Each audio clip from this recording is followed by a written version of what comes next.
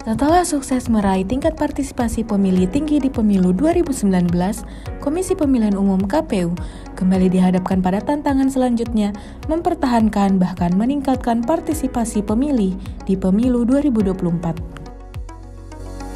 Dalam rapat koordinasi Divisi Sosialisasi, Pendidikan Pemilih dan Partisipasi Masyarakat tahun 2022 di Manado, Sulawesi Utara, Kamis 15 September 2022, Ketua KPU Hasyim Asyari menyampaikan ada 3 aspek pendidikan yang perlu dipahami jajaran Divisi Sosialisasi, Pendidikan Pemilih dan Partisipasi Masyarakat terkait penyampaian informasi. Pertama, aspek kognitif membuat tahu, membuat paham. Aspek afektif membangun sikap apa yang kita harapkan dari pemilih, dan aspek psikomotorik, pesan bisa menggerakkan hati, menggerakkan pikiran pemilih untuk berpartisipasi di dalam pemilu. Nah, oleh karena itu, yang namanya pendidikan sekali lagi ya, itu ada 3 aspek. Yang pertama adalah aspek kognitif. Kognitif itu membuat tahu, membuat paham. Pesan yang disampaikan itu dapat dipahami, dapat dimengerti. Yang kedua adalah ada aspek afektif. Afektif itu membangun sikap dari tahu, paham, lalu sikap apa yang kita harapkan dari pemilih. Kemudian yang ketiga adalah psikomotorik. Ini kemudian pesan bisa menggerakkan hati, menggerakkan pikiran pemilih untuk berpartisipasi di dalam pemilu.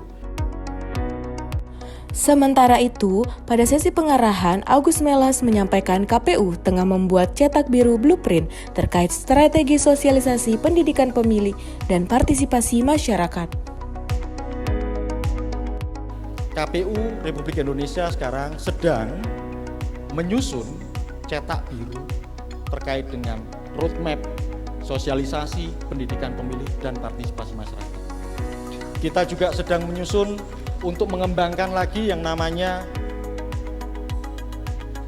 sistem informasi partisipasi masyarakat, sehingga semua pengalaman baik yang telah kita lakukan bisa terekam, terdokumentasi dengan baik. Diskusi panel dibagi menjadi 3. Diskusi pertama dinarasumberi oleh Agus Melas, Muhammad Afifuddin, dan Rahmat Santoso. Diskusi kedua dinarasumberi Anisha Dasuki dan Uni Lubis, dan pada diskusi panel terakhir dinarasumberi Yan Kurniawan dan juga Abi Besman. Pada sesi penutupan rakor, Sekretaris Jenderal KPU Bernard Dermawan Sutrisno mengungkapkan akan ada formasi P3K sebanyak 1.352 yang akan dibuka per Oktober 2022. Adapun terkait anggaran, Bernard mengungkapkan akan ada penambahan anggaran di akhir tahun dan saat ini KPU mulai merevisi anggaran tambahan tersebut. Sementara terkait Sarpras, Bernard kembali menyampaikan baru bisa dilakukan dalam bentuk perbaikan dan perawatan atau belum bisa membangun kantor baru.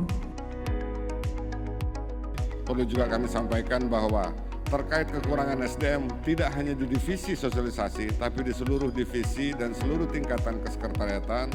Alhamdulillah kita pada tahun ini mendapat formasi P3K sebanyak 1.352. Kemudian terkait dengan Sarpras, untuk tahun ini sebagaimana saya sudah sampaikan di beberapa forum dan juga berdasarkan arahan pleno Ketua dan anggota KPU RI, bahwa untuk tahun ini untuk perbaikan baik Sarpras untuk nanti Sosdikli maupun Sarpras IT maupun Sarpras untuk semuanya, itu kita baru bisa menambahkan untuk perbaikan yang kecil.